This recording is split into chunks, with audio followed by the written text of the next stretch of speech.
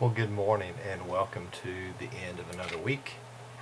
We are in day 91 in our journey through the Word, and I love the story in which we read today, both of Deborah and Gideon. And again, as I shared yesterday, there'll be some judges as we come across that names are much more common and names that we remember from childhood stories as we were taught at church, biblical stories of people. He was an ordinary man living in fear of his neighbors. His neighbors were taking over the whole land. They were destroying the crops. They were killing the livestock, and the people in the community had to live in caves and just in hiding just to survive. Why would God allow this to happen?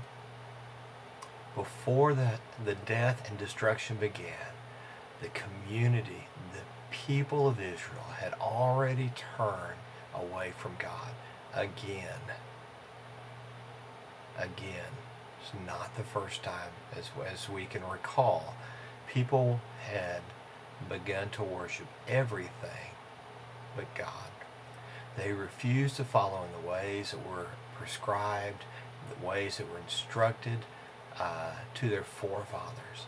Instead, we see the phrase again, and we will see it over and over in the days ahead. They did evil in the eyes of the Lord. Who was this Gideon? Was he a fearless fighter who was ready to take on those who had overrun his country? Hardly. When we're first introduced to Gideon in Judges 6, he is hiding in a wine press, trying to thresh the wheat. Now, I give it to him that he's doing what he can to feed his family, to feed himself, provide food for his family. So he's hiding in a wine press, threshing the wheat. He's scared. He knows he can't do this in the open, or the Midianites would come and take away his wheat and possibly even kill him. Yet God sends a messenger to Gideon and calls him to service. It said, "The Lord is with you, mighty warrior." And I had to look up mighty. Excuse me. The definition in mighty says having characterized by or showing superior power or strength, of great size, huge, or great in amount, extent, degree, or importance. Exceptional.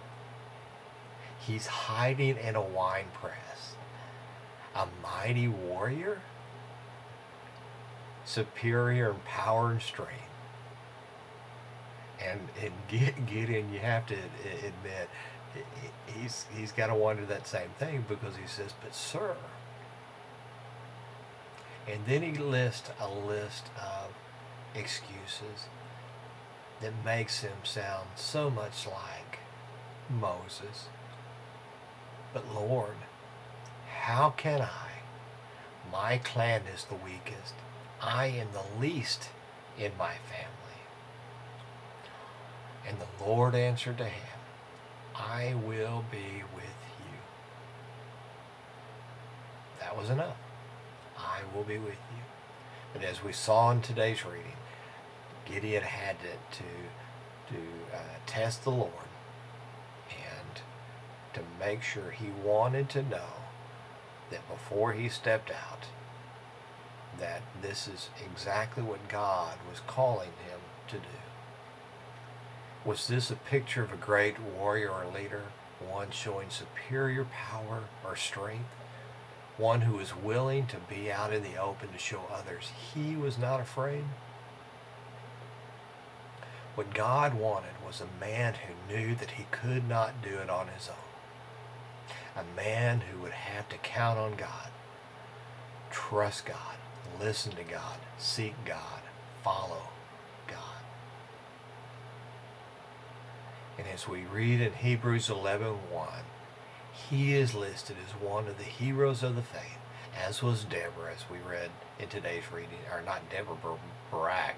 And you had to go back and recall that story in today's reading. That was interesting that he's listed as a hero of the faith, and she's the one who he said had to go with him or he would not go fight. But it was by faith, Gideon. And I wanted to close with this thought today. Can it be said in us? Can it be said for you? Can it be said for Mark? It was by faith. Mark. Is it by faith, or it was by faith? And put your name in there. Faith is the confidence that we hope for that it will actually happen. It gives us assurance about things we cannot see. How can I? I can't. How could Gideon? Alone? He couldn't. How can I with God? I can. I hope you have a great day and a great weekend, and I will see you next week as we continue our journey through the Word.